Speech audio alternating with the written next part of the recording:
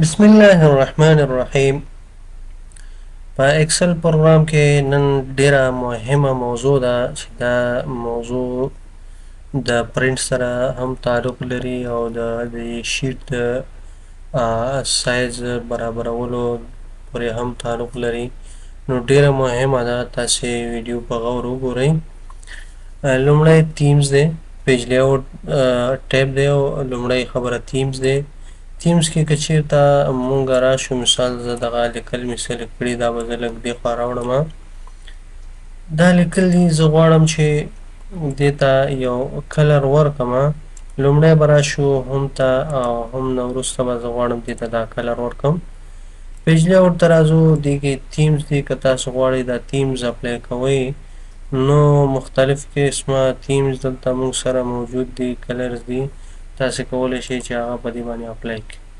که چېرته تاسې دا سیف کول غواړئ هم کولی شئ. دې نه مخکې زه راځم دې ته مثال زه یو کلر ورکوم، داسې فرضاً زه وایم چې دې ته دا کلر ورکړم.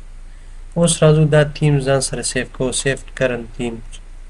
چېرته سیف کوئ؟ مثال زه غواړم دا په ډیسکټاپ سیف کوم، هم دا تیم 1 په نوم سیف باندې به کلیک وکړئ، دا سیف شو. یو کس راشي دا بدل کړي، دا تیم ورکړي، ته بیرته زه هغه خپل تیم راوړم. نو را به شي تیمز باندې به کلیک وکړئ او براوز فار مور تیمز باندې به کلیک وکړئ او چېرته دې سیف کړی ډیسکټاپ باندې به کلیک وکړئ.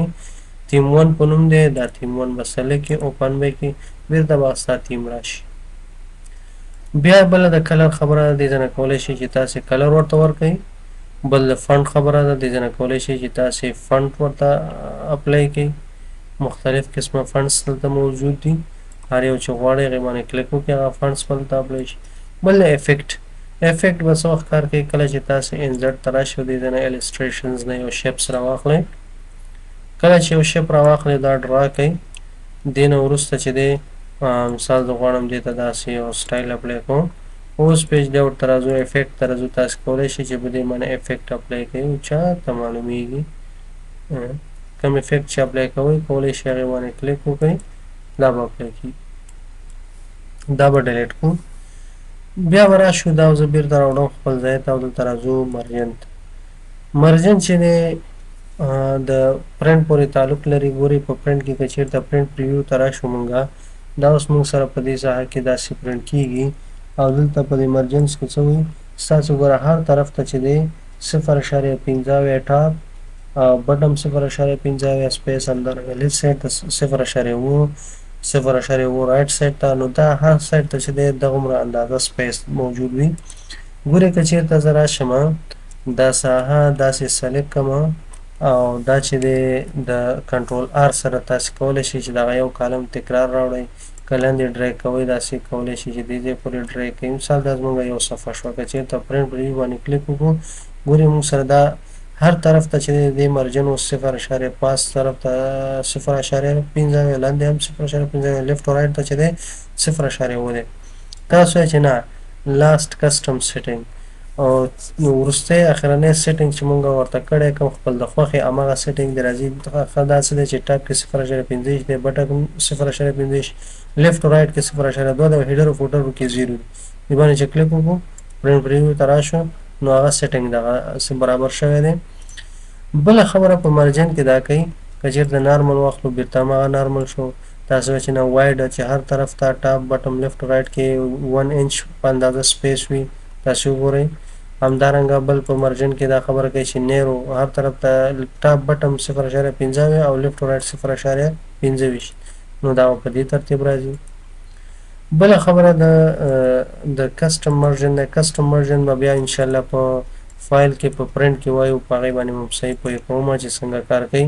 بل اورینټیشن، که چېرته اوس راشو مونږه پرنټ ته، زمونږ دغه ورقه چې دا په ولاړو باندې پرنټ کېږي، ته وایې چې نه زه لینډسکیپ غواړم پرتو باندې پرنټ ته راشئ. ګورئ دا په لینډسکیپ شو، که بیرته پروټریټ کوئ پروټریټ کلیک کوئ. بل د سایز کومه ورقه استعمالوي؟ عامه چې استعمالیږي هغه لیټر ورق ته په بازار کې زیاته A4 او لیټر استعمالیږي. نو تاسې کولی شئ دواړو نه استفاده وکړئ، A4 او یا لیټر، دا دواړه چې د زیات استعمالي. نور ورقو قسمونه مختلف قسمه شته دي، زیاتره چې د مثال A3 غټې ورقې دي، همداسې مختلف قسمه که لاندې راشي دا ټول د ورقو اندازې دي. بله خبره دا کوي ته وایې چې زه غواړم مکمل دغه ټول لیکل چې کوم دي دا زه نه پرنټ کوم، زه داسې لږه ساحه پرنټ کوم. مثال زه غواړم دغه ساحه پرنټ کوم، بس دا به سلیکټ کړئ، سیټ پرنټ ایریا باندې به کلیک وکړئ.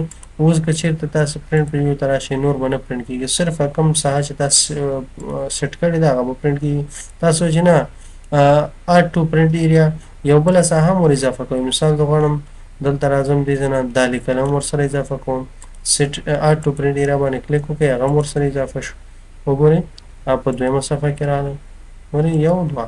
که چېرته وایي چې نه زه غواړم دا کلیر کوم، کلیر پرنټ ایریا، نو هغه مو کلیر کړو. تاسو اوس وګورئ ټول به یو ځای راځي. بل دی بریکس، انسرټ پیج بریک. ګورئ که چېرته وګورو دا موږ سره اوس په څو پیجونو کې، مثال دا موږ سره په 2 پیجونو کې.